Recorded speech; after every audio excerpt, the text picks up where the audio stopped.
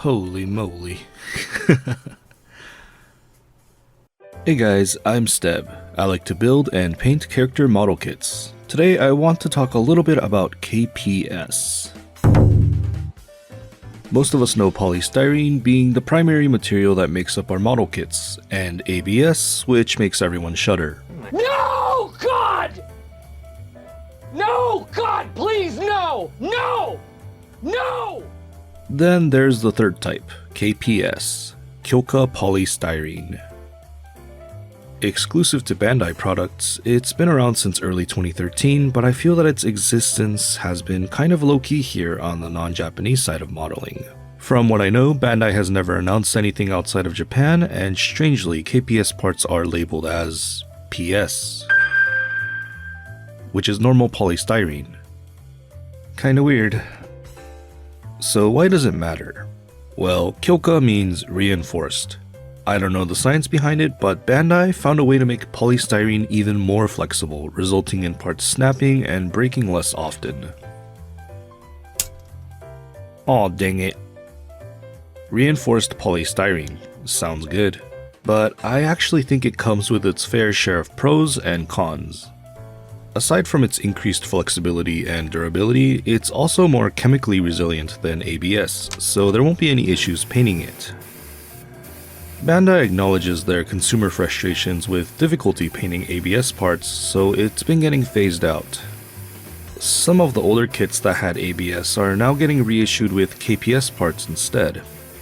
And a lot, if not every Bandai kit nowadays use KPS as the primary material for joint parts, which means we don't see ABS too much anymore. God, I miss you so much.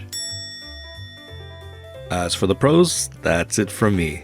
I dislike KPS. I vastly prefer working with PS and ABS. Here's why. It's much softer. I read someone saying before that KPS feels like a fusion dance between polycaps and polystyrene. That statement cannot be any truer. Ever push a fingernail onto a polycap? It dents. So does KPS.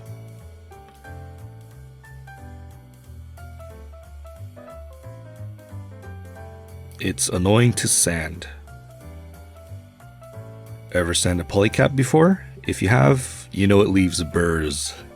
KPS does that too.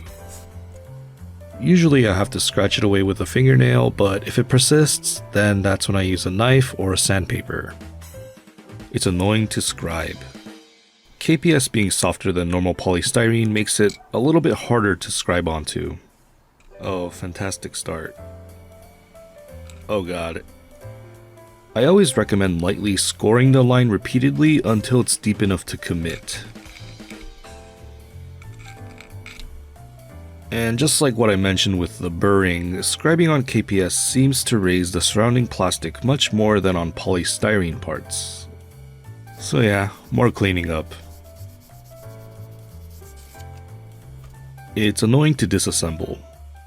Disassembling kits safely can already be tricky, but KPS makes it slightly more concerning.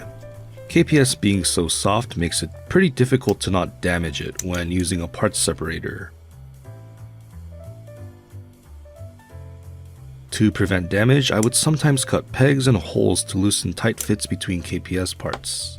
This way I can disassemble it without having to struggle using any separators. It does get really loose though. So how can we identify KPS? Like I've mentioned earlier, the instruction manuals and runners label KPS as PS.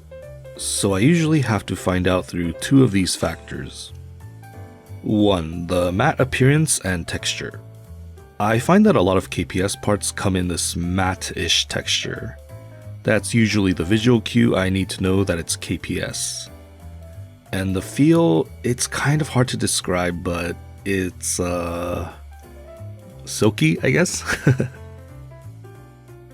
Number 2. Flexibility.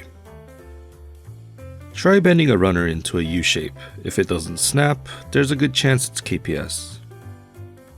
It's kinda crazy seeing it bend like that. I talk about identifying KPS, but it dawned on me, pretty much every Bandai kit from the last decade has KPS. and the recent ones use lots of it. I first thought, maybe they're just using it for joint parts, but when I think about it, the Shako I've worked on was all KPS. Some of the Witch from Mercury and Kyokai Senki kits I've worked on were also all KPS. There's a bit of a tinfoil hat theory that I have. Maybe they're looking to quietly replace all of PS with KPS as their kit's main material. Even reissues with ABS being replaced by KPS feels unannounced. It's like a silent update, I guess. I find the secrecy to be quite strange. Editor Steb here, I want to add one more thing about KPS. This might sound obvious, but I think the implementation of KPS is a net positive for people who don't customize their kits. It's durable and less fickle than ABS, so it leaves much less room to break their kits.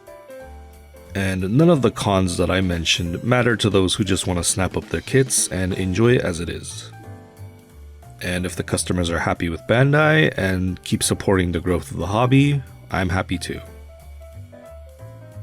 So yep, that's pretty much what I wanted to share about KPS. I hope I didn't miss anything too important, and if I have, leave it down in the comments. I really like to learn. Thanks so much for watching, and see you next time.